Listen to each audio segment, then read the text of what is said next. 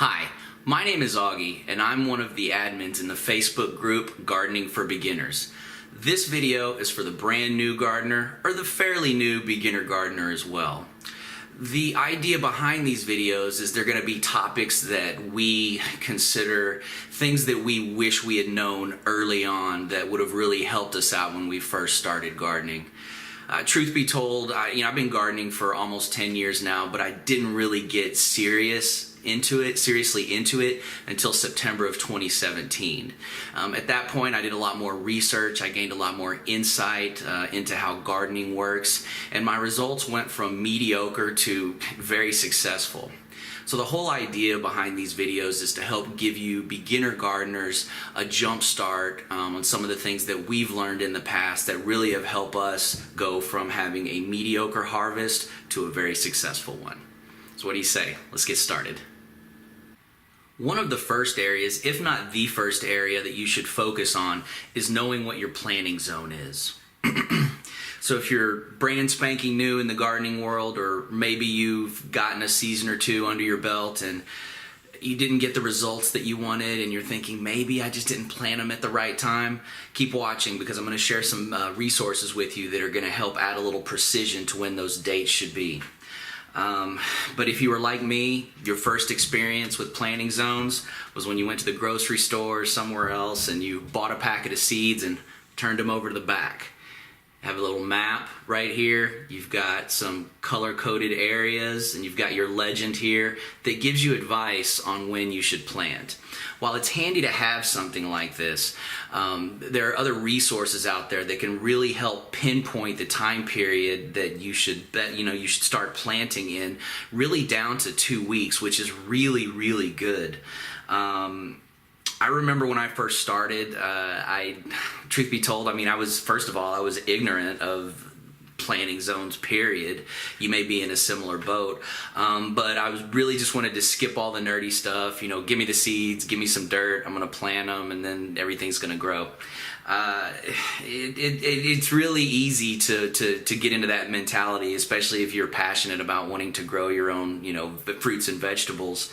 But taking a little bit of extra time, learning what your zone is, it's going to pay off in spades. The planting zones, they really don't change that often. I maybe check just to confirm what my planting zone is once, maybe twice a year.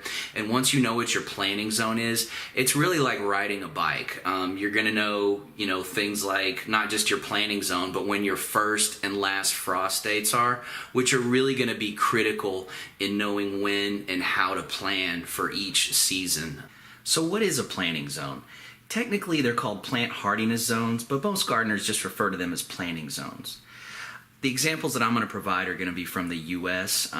If you don't live in the U.S., I know we have a lot of international friends in our group, you can actually find those very similar resources to what I'm showing online. But in the U.S., from Alaska to Puerto Rico, there are 13 planting zones. The U.S. Department of Agriculture has some great maps on their website, and that's one of the places you can find your zone. I'll drop a link in the description. You just enter your zip code and it'll give you that information. It won't give you info on what seeds you should plant and when, but there are other sites that we'll get into in a sec. Each zone has, I guess you could call it a subcategory, either A or B. For example, I live in San Antonio, Texas, and I'm in Zone 9A. If you remember the seed packets, they don't typically have that much detail. It just has my area all as Zone 9, which could throw off your gardening timeline a bit as far as planning. But it is kind of hard to see. You almost have to guess where your city is on the small map that they provide. The packets are a good start, but if you want to get really serious about gardening, you want resources with more detail. The nice thing about this website is the map has more detail on it and it's larger. Look at that. I can practically see where my house is using this, whereas on the seed packets I can't, and I kind of have to guesstimate. So getting your zone will really help you understand when your first and last frost dates are, which is very important in knowing when and also where you're going to sow your seeds if you plan on starting them from seed. For example, in my Zone 9A, my last frost date is March 10th. and my first frost date is November 23rd. So you can actually use that info when you look at these seed packets to determine how long the days are to harvest, which you should usually add about 10 days anyway. But that will help you plan. Also your days to germination. For example, on this one, 7 to 10 days. If you start your seeds indoors, let's just say hypothetically me, it'll take about a month before you want to plant them outside. So knowing that March 10th is my first frost date, maybe I'll start those on February 10th. And then they'll be ready to go outside once the predicted last frost date comes and goes.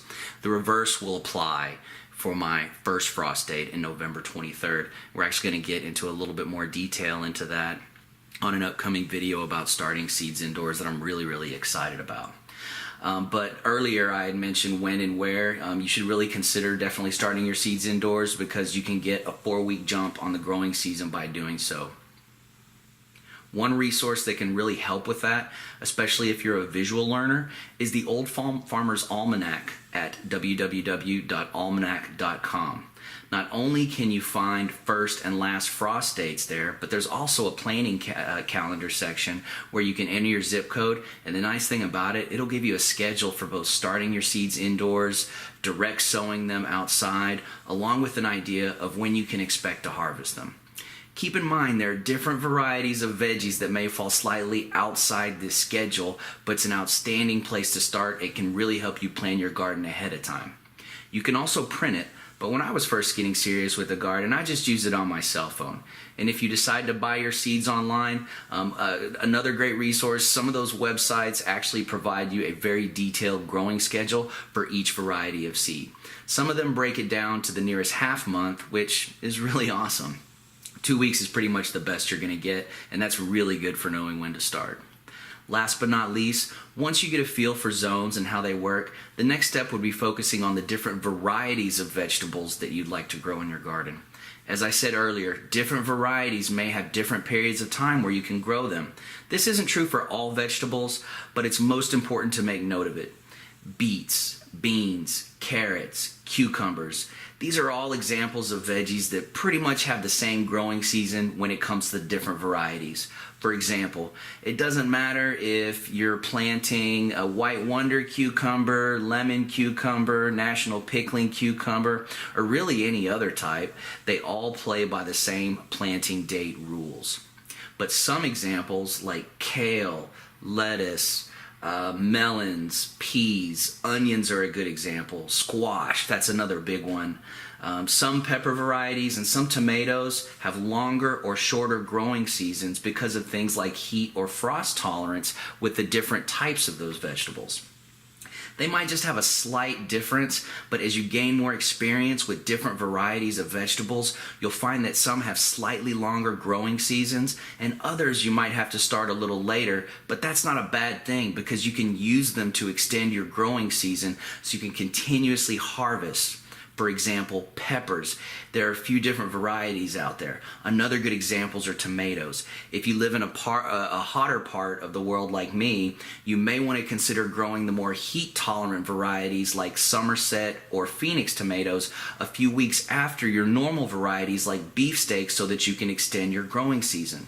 That way, when it gets too hot for the beefsteak varieties and they start to burn from the heat, you still have your Phoenix varieties, your Somerset varieties going strong and producing tomatoes for you. It's just something to consider. For those in colder climates, they also have other varieties that are more tolerant to colder weather. So if you get a cooler season earlier, you can plant those later and they'll still be able to tolerate some of those colder conditions.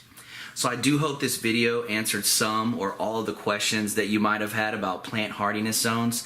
I'm going to create a video, like I had mentioned earlier, about starting plants from seeds for beginners. It's going to include a checklist of supplies that you're going to want, a lot of different information, really a start to finish guide for starting your seeds indoors. If you have questions or if you have feedback, please leave a comment, and if you did enjoy this video, please like and subscribe to the channel. That will notify you when these new videos that I'm talking about come out. I'm also going to include a link here at the end to subscribe to our Facebook group, Gardening for Beginners, along with, of course, the YouTube channel. Thank you so much for watching, and happy gardening.